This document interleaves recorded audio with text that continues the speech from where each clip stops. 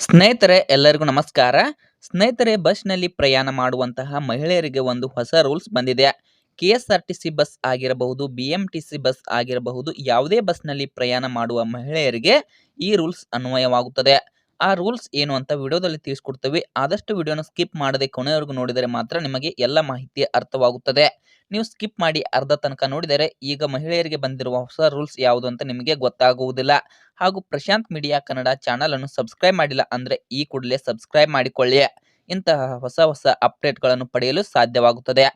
ಸ್ನೇಹಿತರೆ ನಿಮಗೆಲ್ಲರಿಗೂ ಗೊತ್ತಿರಬಹುದು, ಸಿದ್ದರಾಮಯ್ಯನವರು ಚುನಾವಣೆಯಲ್ಲಿ ಗೆದ್ದ ನಂತರ 5 ಗ್ಯಾರಂಟಿ ಯೋಜನೆಗಳನ್ನು ಜಾರಿಗೆ ತಂದಿದ್ದರು. ಅದರಲ್ಲಿ ಶಕ್ತಿ ಯೋಜನೆ ಕೂಡ ಒಂದು ಪ್ರಮುಖವಾದ ಯೋಜನೆಯಾಗಿದೆ. ಈ ಶಕ್ತಿ ಯೋಜನೆ ಮೂಲಕ ಎಲ್ಲಾ ಮಹಿಳೆಯರು ಉಚಿತವಾಗಿ ಬಸ್ಸಿನಲ್ಲಿ ಪ್ರಯಾಣ ಮಾಡಬಹುದು.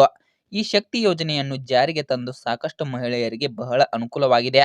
ಆದರೆ ಈಗ ಬಸ್‌ನಲ್ಲಿ ಪ್ರಯಾಣ ಮಾಡುವ ಮಹಿಳೆಯರಿಗೆ ಒಂದು ಹೊಸ ರೂಲ್ಸ್ ಜಾರಿ ಮಾಡಲಾಗಿದೆ. ಅದೇನೆಂದರೆ ಬಸ್‌ನಲ್ಲಿ ಮಹಿಳೆಯರು ಪ್ರಯಾಣ ಮಾಡುವ ಸಂದರ್ಭದಲ್ಲಿ ಬಸ್ ತುಂಬಾ ರಶ್ ಆಗಿರುತ್ತದೆ. ಯಾಕಂದ್ರೆ ಬಸ್‌ನಲ್ಲಿ ಸಾಕಷ್ಟು ಮಹಿಳೆಯರು ಅಲ್ಲದೆ ಪುರುಷರು ಹಾಗೂ ಮಕ್ಕಳು ಪ್ರಯಾಣ ಮಾಡುತ್ತಿರುತ್ತಾರೆ. ಹೀಗಾಗಿ ಬಸ್ ತುಂಬಾ ರಶ್ ಆಗಿರುತ್ತದೆ. ನಿಲ್ಲಲು ಸಹ ಜಾಗ ಇರುವುದಿಲ್ಲ. ಇದರಿಂದಾಗಿ ಮಹಿಳೆಯರು ಹೇಗೂ ಬಸ್ ಫ್ರೀ ಮಾಡಲಾಗಿದೆ ಅಂತ ಟಿಕೆಟ್ ಅನ್ನು ತೆಗೆದುಕೊಳ್ಳುವುದಿಲ್ಲ.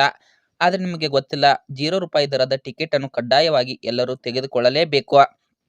ಆ ₹0 ದರದ ಟಿಕೆಟ್ ಅನ್ನು ಯಾರು ಪಡೆದುಕೊಳ್ಳುವುದಿಲ್ಲವೋ ಅಂತಹ ಮಹಿಳೆಯರಿಗೆ ದಂಡವನ್ನು ಕೂಡ ವಿಧಿಸಲಾಗುತ್ತದೆ. ಆದ್ದರಿಂದ ಎಷ್ಟು ಬೇಕಾದರೂ ಗದ್ದಲ ಇದ್ದರೂ ಕೂಡ ಎಲ್ಲಾ ಮಹಿಳೆಯರು ತಪ್ಪದೆ ಕಂಡಕ್ಟರ್ ಹತ್ತಿರ ಟಿಕೆಟ್ ಅನ್ನು ಕೇಳಿ ಪಡೆಯಿರಿ.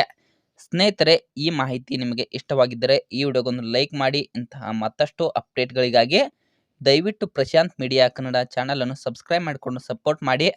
ಮತ್ತೆ ಮುಂದಿನ ವಿಡಿಯೋದಲ್ಲಿ ಸಿಗೋಣ. ಅಲ್ಲಿಯವರೆಗೂ ಎಲ್ಲರಿಗೂ ಧನ್ಯವಾದಗಳು.